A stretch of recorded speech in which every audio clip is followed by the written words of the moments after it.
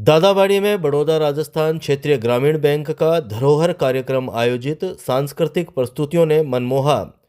चूरू की दादाबाड़ी में बड़ौदा राजस्थान क्षेत्रीय ग्रामीण बैंक के 13वें स्थापना दिवस के उपलक्ष्य में सांस्कृतिक कार्यक्रम धरोहर 2025 का आयोजन किया गया। कार्यक्रम का शुभारंभ मुख्य जिला शिक्षा अधिकारी गोविंद सिंह राठौड़ ने दीप प्रज्वलित कर किया। कार्यक्रम में बड़ौदा राजस्थान क्षेत्रीय ग्रामीण बैंक के स्टाफ सदस्यों ने रंगारंग सांस्कृतिक प्रस्तुतियां देकर सभी का मन मोह लिया। कार्यक्रम में बैंक की ओर से चलाए गए बालिका छात्रवृत्ति योजना के तहत चयनित बालिकाओं को चेक देकर अतिथियों ने सम्मानित किया। इस अवसर पर क्षेत्रीय प्रबंधक करणवीर सिंह ने अतिथियों का आभार व्यक्त किया। मुख्य प्रबंधक राजेंद्र दरगड़ ने अतिथियों का स्वागत किया। संचालन अजय कौशिक और दिनेश गोस्वामी ने किया। और जिन्होंने ये समाज सूचना व्यवस्था यहाँ के लिए की हमारे संजय जी और इनकी पूरी टीम, इनको बहुत बहुत बधाई और धन्यवाद देना चाहूँगा। नेचर पार्क के 140 वृक्षों पर लगाए गए QR कोड जिला कलेक्टर ने अवलोकन कर दिए निर्देश। चूरू जिला मुख्यालय के नेचर पार्क में वन विभाग के द्वारा नवाचार करते हुए 40 प्रजातियों के करीब 140 वृक्षों पर QR कोड लगाए गए हैं। इस QR कोड को स्कैन करने पर उस प्रजाति के वृक्ष के बारे में पूरी जानकारी मिल जाएगी। जिला कलेक्टर अभिषेक सुराणा ने रविवार को नेचर पार्क में किए गए इस नवाचार का अवलोकन किया और खुद QR कोड को मोबाइल से स्कैन कर पेड़ों की जानकारी ली। सूचना और जनसंपर्क विभाग के द्वारा शाम 6 बजे करीब जारी प्रेस नोट के मुताबिक उन्होंने नवाचार की सराहना करते हुए बताया कि नेचर पार्क में आने वाले आगंतुक QR कोड स्कैन कर पेड़ों का नाम, वैज्ञानिक नाम, उपयोग और महत्व सहित विविध जानकारी प्राप्त कर सकेंगे। इस मौके पर जिला कलेक्टर ने नेचर पार्क में चूरू नगर परिषद द्वारा लगाई गई पब्लिक पार्क लाइब्रेरी का भी अवलोकन किया। उन्होंने कहा कि यह नवाचार शहरवासियों के लिए एक सोशल एक्सपेरिमेंट होगा। लोग किताबें पढ़ें और उनमें पढ़ने की आदत का विकास हो। इस उद्देश्य से चूरू शहर के 6 स्थानों पर पब्लिक पार्क लाइब्रेरी लगाई गई है। ये नेचर पार्क एक बहुत ही खूबसूरत चूरू के लिए सौगात है, जिसमें इतना अच्छा हमारे शहर के बीच में एक वन क्षेत्र में पार्क और एक ग्रीनरी जो है जंगल के रूप में डेवलप है।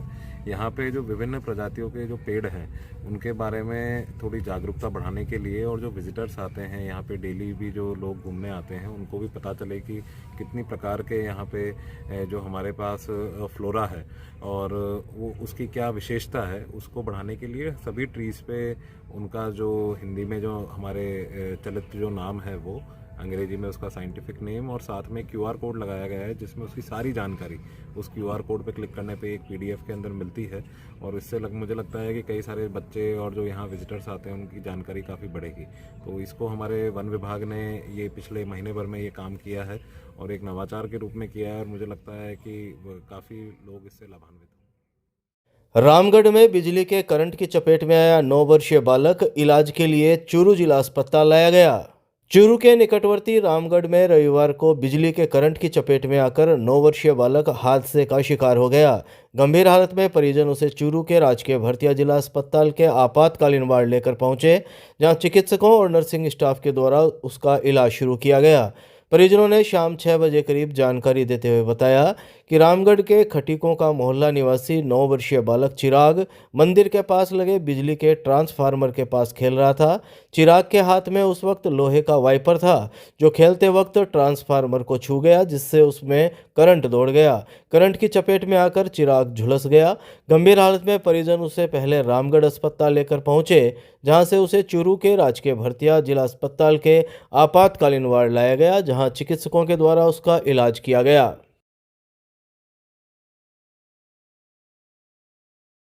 मेडिकल कॉलेज में निर्माण कार्य के दौरान श्रमिक हुआ हादसे का शिकार, सुरक्षा मानकों में लापरवाही के चलते हो रहे हादसे। चूरू के राजकीय पंडित दीनदयाल मेडिकल कॉलेज में अस्पताल भवन के निर्माण कार्य के दौरान रविवार को हुए हादसे में एक श्रमिक घायल हो गया। घायल को राजकीय भरतिया अस्पताल के आपातकालीन वार्ड लाया गया, जहां चिकित्सकों व नर्सिंग स्टाफ के द्वारा उसका इलाज शुरू किया गया। सूचना के बाद अस्पताल चौकी पुलिस ने मामले की जानकारी जुटाई। अस्पताल चौकी पुलिस से शाम 5 बजे करीब मिली जानकारी के मुताबिक मध्य प्रदेश के विदिशा जिले का भूरा पिछले 1 साल से मेडिकल कॉलेज के निर्माण कार्य में मजदूरी कर रहा है। रविवार को शाम को वह काम करके अड्डे से नीचे उतर रहा था, तभी ऊंचाई से पैर फिसलने के कारण वह नीचे गिरकर घायल हो गया। गया। साथ में काम करने वाले श्रमिक उसे लेकर भरतिया अस्पताल के आपातकालीन वार्ड पहुंचे। आपको बता दें कि यहां उचित सुरक्षा बंदोबस्त न होने की वजह से शनिवार को भी 2 श्रमिक हादसे का शिकार हो गए थे। 2 दिनों में यहां 3 श्रमिक हादसे का शिकार होकर घायल हो चुके हैं।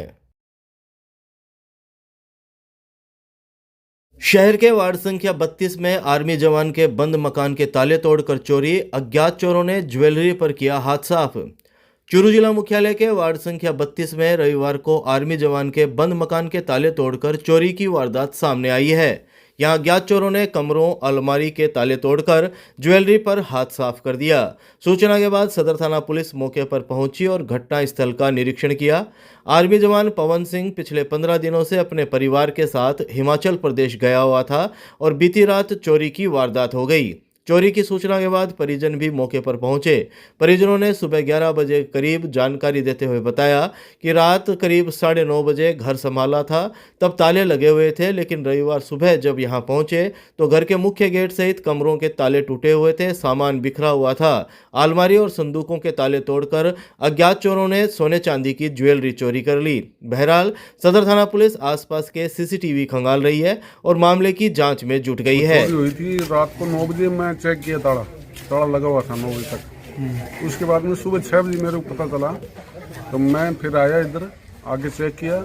मैंने फिर बुलाया, सभी को बुलाया, पड़ोसियों को, और मैंने सबको बताया। फिर रात को चोरी सर दोनों हाथों में गहना था और बाकी बेस बास तो ऐसी पड़ी हैं, चूट चाड़ी पड़ी हैं, ऐसी पड़ी हैं, और दोनों हाथों में गहना था, वो ले गए, सोना ले गए पूरा।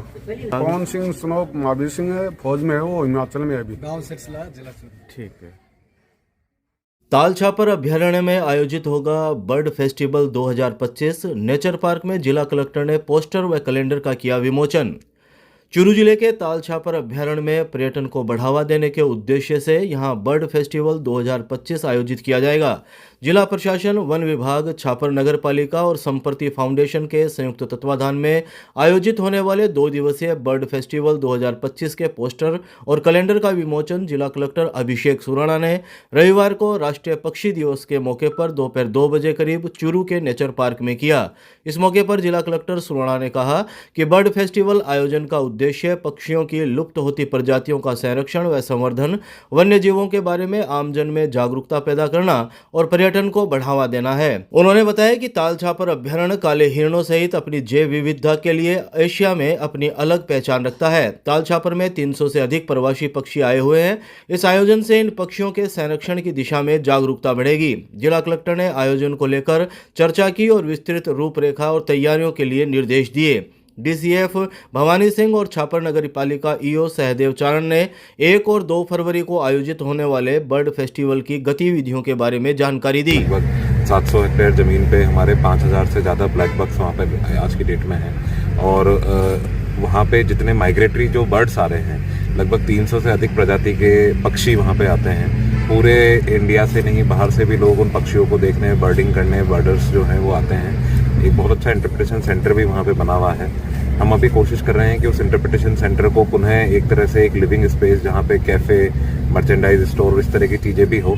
उसी के क्रम में ये एक प्रयास है कि लोगों में, आसपास के जो लोग हैं उनमें एक जागरूकता पैदा हो इस एरिया को लेके, जो हमारे स्कूल स्टूडेंट्स हैं सुजानगढ़, छापर, बीलासर एरिया में, चूरू में, और साथ में जो आसपास जो लोग रहवास करते हैं उनमें भी एक जागरूकता का संचार हो कि कैसे ये एक बहुत इम्पॉर्टेंट एक हैबिटेट है एनवायरनमेंट और फॉरेस्ट के पर्सपेक्टिव से, और इसको कैसे हमें संभाल के रखना है। और साथ ही जो बर्ड्स, जो प्रवासी पक्षी यहाँ पे आ रहे हैं, उनके लिए और हम बेटर क्या कर सकते हैं, उनके बारे में जागरूकता पैदा करना, बच्चों में इंटरेस्ट पैदा करना कि फॉरेस्ट के प्रति, एनवायरनमेंट के प्रति, ये सब हमारे लक्ष्य रहेंगे। इसको लेके काफ़ी सारी गतिविधियां भी प्लान करी गई है। अभी जैसे राइजिंग राजस्थान समिट हुई, उसमें भी कई सारा ये इंटरेस्ट आया है कि छापर और उसके आसपास के एरिया में होटल इंडस्ट्री, टूरिज्म इंडस्ट्री, क्योंकि सालासर भी पास में है। अभी रिसेंटली शोभासर हेलीपैड को मंजूरी मिली है, और साथ ही जो हमारी पड़ियारा में एयर स्ट्रिप है उसको लेके भी अभी कोशिश करी जा रही है कि कैसे उसका विकास हो सके। तो ऐसे में जो ये क्षेत्र है, यहाँ पे पर्यटन की अपार संभावनाएं हैं, और ये उसी क्रम में एक इनिशिएटिव है कि कैसे हम पर्यटन को भी और ज़्यादा उसकी तरफ आकर्षित कर सकें।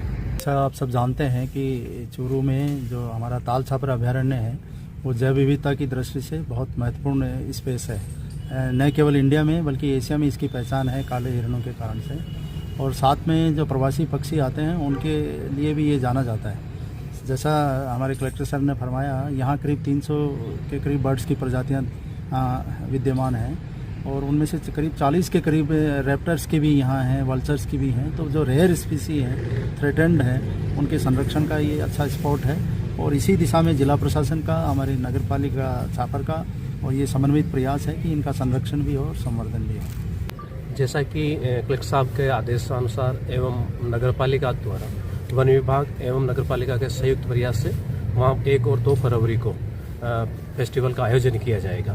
तो उसमें जैसे कि छापर जो अभ्यारण्य है वो टूरिस्ट के हिसाब से आम लोगों में जागृति आए कि भाई ज़्यादा से ज़्यादा टूरिज्म का विकास हो एवं लोगों को जानकारी मिले कि यहाँ काले हिरन है, कई 300 तरह की प्रजातियाँ जो पक्षी आ रहे हैं उनके बारे में। एवं इसी के साथ साथ टूरिज्म के विकास के लिए जैसे होटल, बिजनेस, व्यवसाय वगैरह बढ़े तो आम लोगों को भी उससे फ़ायदा हो और प्रकृति से, नेचर से लोग जुड़े।